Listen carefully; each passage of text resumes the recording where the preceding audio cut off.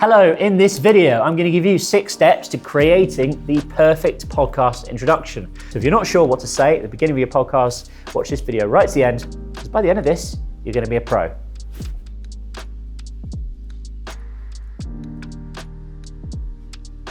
Hey, my name is James Mulvaney. I'm an entrepreneur working within the audio space, and I love helping people get results using the medium of audio. I'm founder of Radio.co, Podcast.co, Matchmaker.fm, and more recently, Q Podcast too. So in today's video, I wanted to talk about what makes a really good podcast introduction. I think podcast introductions have become a lot more important over the past couple of years because there's a lot more competition in the space now. A lot of people are doing them professionally and some of them are really, really good. So a good podcast introduction is important for a couple of reasons. Number one, it gives the listener an idea of what's coming up, what to expect. And number two, it helps you win the war on attention. It's important to get people listening for the entire duration of your episode as much as you possibly can, because number one, they're going to keep coming back if they're enjoying the content. But if they maybe just come across your episode and they sort of kind of come and go, or they maybe start listening and they don't really understand what's going on, they can quickly tune out. So by giving your listeners a good experience from the outset and crafting a really solid podcast introduction, it can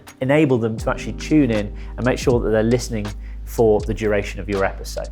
So here's what you need to include as part of a solid podcast introduction. These are my 6 key things to mention. Firstly, and I know this sounds obvious, but you want to name check your podcast. You want to talk about what your podcast is, within a sort of sentence or two, what the podcast is about. Just so people, if they're new, they've not listened to previous episodes, get an idea of why they're there. And also, it reminds them of what the podcast is called. So maybe subconsciously they think, oh, I really enjoyed that episode. They know what to look for when they're going back to it, because there's so many podcasts now, on Spotify, on Apple, can be easily kind of lost amongst the other noise.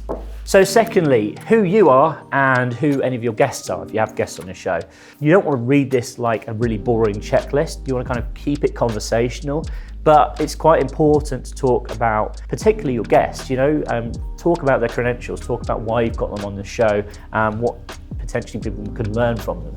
Ultimately, it's kind of a bit like a sales pitch. It's like saying, well, here's why you should be listening to me, here's why I know about this, or here's why my guests know about this. And if you can keep people entertained while you do this, it'll just create more of an engaging format for your show. Number 3 is a memorable tagline. Now, here's the thing with taglines. Not a lot of people spend a lot of time thinking about their podcast tagline, but you should, particularly if you can come up with something kind of witty, funny, memorable, something that's going to stick in people's minds, something catchy, whatever it might be. Even if you've got like a little jingle or something that you sing at the beginning of your podcast. Number 4, what's the problem and how are you going to solve it? Or how is it going to be entertaining? Think of this as an elevator pitch for this specific episode. We've already talked about your podcast, you've already talked about yourself and your guests, and you've hopefully given them something that they're going to remember, which is kind of funny. Now it's time to get into the nitty-gritty and sell that show, sell that particular episode, and talk about why they should continue listening and what they're going to learn and what they're going to discover in the episode. You don't need to talk about this for a long time. It should be a truncated version, almost like chapters of contents within a book. So it could be as simple as, here are 3 things that you're going to learn in this episode.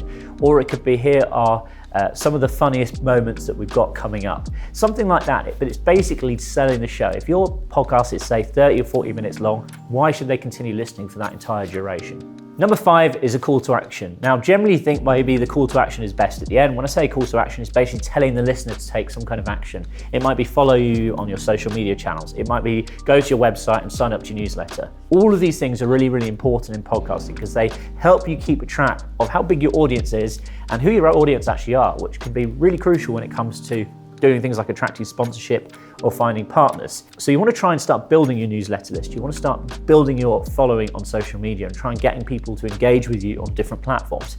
How do you do this? You must make sure that you include it as part of the call to action in your show. But the thing is, if you just put this at the end of the show, not everyone's going to listen to the end. And also, if you think about it, one of the things that people do is once you finish speaking, they kind of switch off. They might switch off before that call to action at the end. So you want to try and get it in at the beginning of the show. Again, don't use too much of people's time whittling on about this, that, and the other. Try and keep it short and snappy, but make sure that you get it in before you kind of get into the nitty-gritty of your show. And finally, number 6 is music. Music can make the difference between a really polished sounding podcast and something that kind of sounds a little bit dry and not very exciting. particularly in the introduction. If you can get music that's kind of upbeat and fast-paced and matches the style of your show, or maybe you're doing something a bit more serious and you've got something a bit more hard-hitting or something a bit more kind of atmospheric, it will set the tone of your show moving forward. You don't necessarily need music throughout your show, but you can certainly have it in the introduction. It can really add to the sense of production, the sense of quality within a podcast. Now, if you're not sure where to get music, bear in mind you need to make sure that you're using what's called pod-safe music or royalty-free music. You don't want to be putting the latest chart hits on your podcast because you could end up in trouble if you're not paying the relevant rights, etc. I've created another video talking about podcast music, and I'll put a link up here so you can go and check that out. So those are my 6 steps to creating the perfect podcast introduction, really how you can kind of master a podcast intro. The most important thing I think is consistency. Once you've developed a format for your intro, that you're repeating it episode after episode, so your listeners get used to a certain format and they're used to hearing it again and again, and also just get into the habit of creating one. Generally speaking, I recommend creating your podcast intro after you've recorded the actual episode, because you then know what's coming up and you can kind of talk about the benefits of listening for the entire length of the show, and it kind of makes it a lot easier kind of to do things in retrospect. So having said all that, here are some fantastic examples of podcast intros that I think really help cut through the noise and set the tone for the shows. No Such Thing as a Fish is a podcast from the fact finders behind the famous BBC TV quiz show QI. Listen how host Dan Schreiber introduces the premise of the show, introduces his co-hosts, and segs straight into the show, giving the listener all the information they need to know in under 40 seconds. Hello and welcome to another episode of No Such Thing as a Fish, a weekly podcast coming to you from the QI offices in Covent Garden. My name is Dan Schreiber and I am sitting at a very comfortable distance from Anna Toshinsky, Andrew Hunter-Murray and James Harkin. And once again, we have gathered round the microphones with our 4 favorite facts from the last 7 days. And in no particular order, here we go. Starting with fact number 1, that is Anna. Next up, Anatomy of Murder.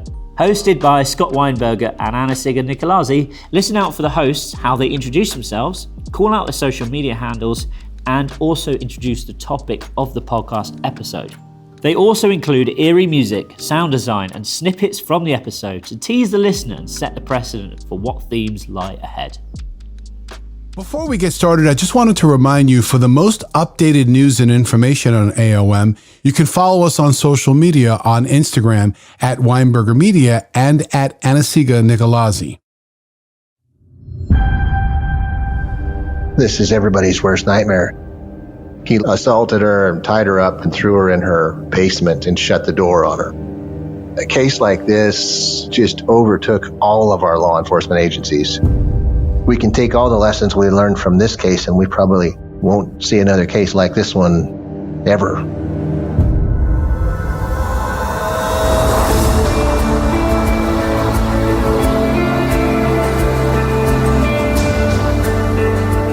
I'm Scott Weinberger, investigative journalist and former deputy sheriff. I'm Anna Sigurd-Nicolazzi, former New York City homicide prosecutor and host of Investigation Discovery's True Conviction. And this is Anatomy of Murder.